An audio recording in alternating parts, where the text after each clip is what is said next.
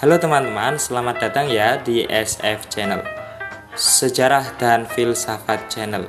Channel yang membahas tentang sejarah dan filsafat dari sudut pandang yang akan lebih mudah dipahami ya teman-teman.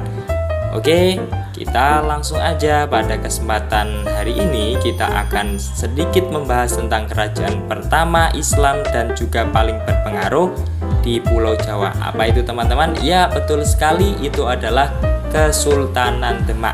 Ya, Kesultanan Demak yang itu loh, yang meninggalkan salah satu warisan berupa Masjid Agung Demak, yang pembangunannya itu juga disertai oleh para wali songo ya teman-teman.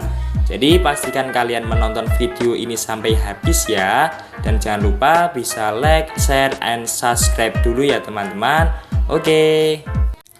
Kesultanan Demak itu sendiri merupakan kesultanan pertama dan paling berpengaruh di Pulau Jawa ya. Kesultanan ini didirikan oleh Raden Patah dengan bantuan para wali songo. FYI, Raden Patah itu sendiri juga bagian dari para wali songo tersebut yang sangat masyhur di Pulau Jawa. Kesultanan ini berdiri pada abad ke-15 Masehi. Awalnya daerah di mana Demak berdiri hanyalah daerah kecil yang bernama Bintoro. Raden Patah sebagai pendirinya dipercaya merupakan putra dari Prabu Brawijaya kelima ya teman-teman.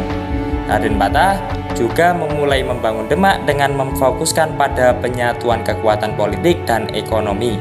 Beliau juga memanfaatkan kondisi geografis Demak yang merupakan kawasan pesisir utara Jawa yang saat itu telah menjadi pusat perdagangan utama. Ngomongin Kesultanan Demak, yuk langsung aja kita ngomong ke raja pertamanya ya, yaitu Raden Patah atau Sultan Patah itu tadi. Pada masa pemerintahan Raden Patah, Kesultanan Demak memasuki fase awal yang sangat penting dalam sejarah Nusantara.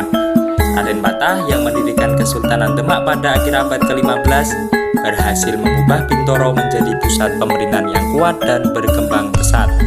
Sebagai putra dari Raja Majapahit terakhir, Prabu Brawijaya V, Raden Patah memiliki garis keturunan yang mengokohkan legitimasinya sebagai pemimpin baru di tanah Jawa.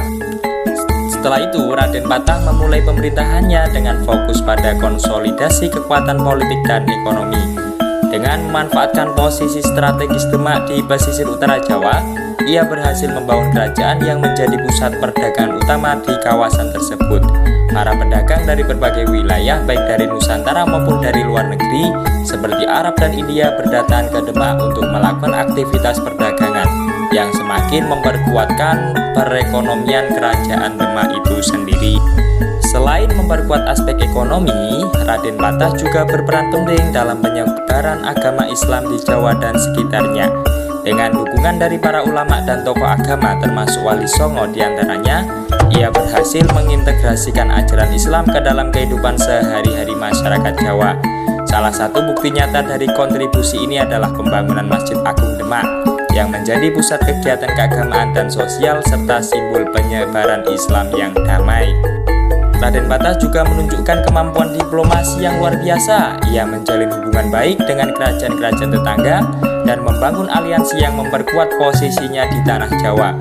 Melalui pernikahan politik dan perjanjian dagang, Raden Patah mampu memperluas pengaruh Demak tanpa harus selalu menggunakan kekuatan militernya. Namun, perjalanan Raden Patah tidak selalu mulus tentunya. Tantangan dari sisa-sisa kekuatan Majapahit dan persaingan dengan kerajaan-kerajaan lain di Jawa mengharuskannya untuk terus memperkuat pertahanan dan strategi militernya.